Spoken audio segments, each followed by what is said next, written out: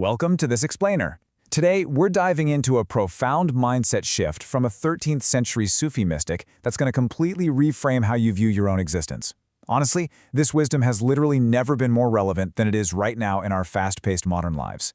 If you've ever felt like you're just constantly searching for something, peace, purpose, or validation, and just keep coming up empty, well, This Explainer is exactly for you. Let's get right into it.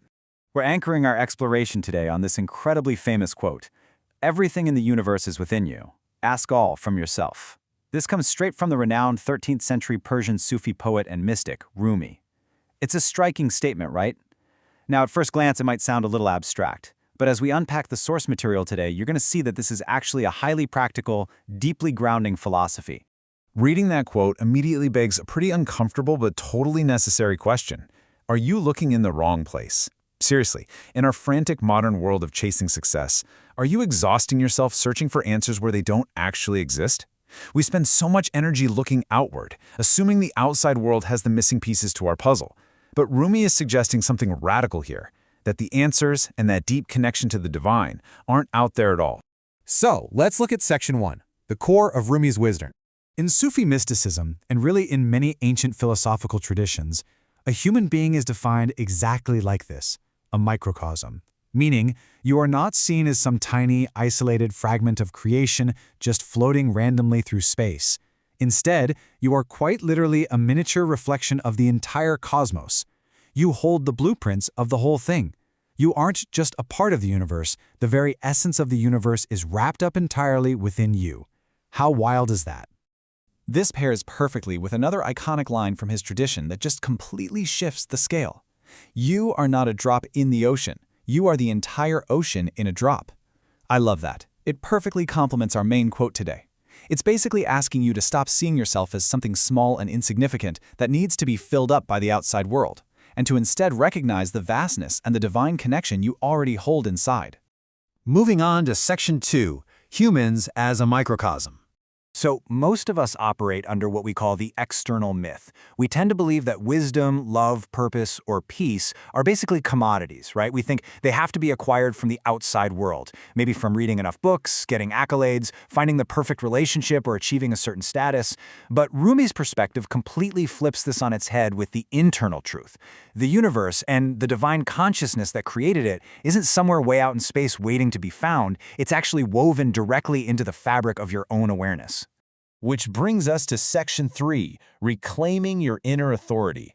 Now, as our source material points out, asking all from yourself is absolutely not an invitation to arrogance or self-absorption, not at all.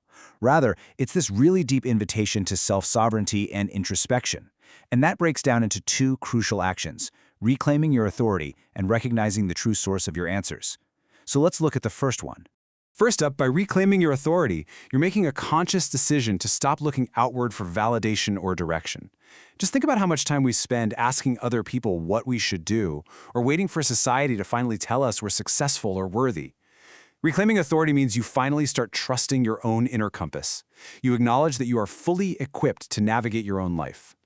Second, you recognize the true source of answers. Deep down, your intuition, your emotional truth, and your potential, they're all already present. The work isn't about adding something new to yourself, which honestly is a huge relief. You don't need to buy yet another self-help program to fix you. The work is simply about clearing away the fear, the noise, and all that societal conditioning that prevents you from hearing your own inner wisdom. You're just excavating what is already there. Let's jump into Section 4. The ultimate perspective shift. Moving from that frantic external search to this quiet internal realization creates a massive, tangible shift in your daily relationship with life. Check out the contrast here. Instead of frantically chasing peace in external circumstances, trying to control absolutely everything around you just so you can finally relax, you learn to cultivate peace as an internal state, regardless of what's happening outside. Instead of constantly looking for validation from others, you recognize your inherent worth. And finally, instead of feeling so small against the vastness of life, you realize you carry the essence of the whole. It's a complete transformation from feeling powerless and reactive to feeling deeply grounded and empowered. And our final section, Section 5, the true journey begins. When you truly accept that everything you're desperately searching for is already rooted right there inside you, a profound transition happens. That exhausting external chase finally ends, and the actual journey begins. As Rumi beautifully stated in another one of his reflections, the garden of the world has no limits, except in your mind. Once you stop looking for the garden out there, you realize the infinite landscape is already inside you. The only boundaries to your vast internal world are the ones you create through your own conditioning and self-imposed limitations. So, I want to leave you with this thought.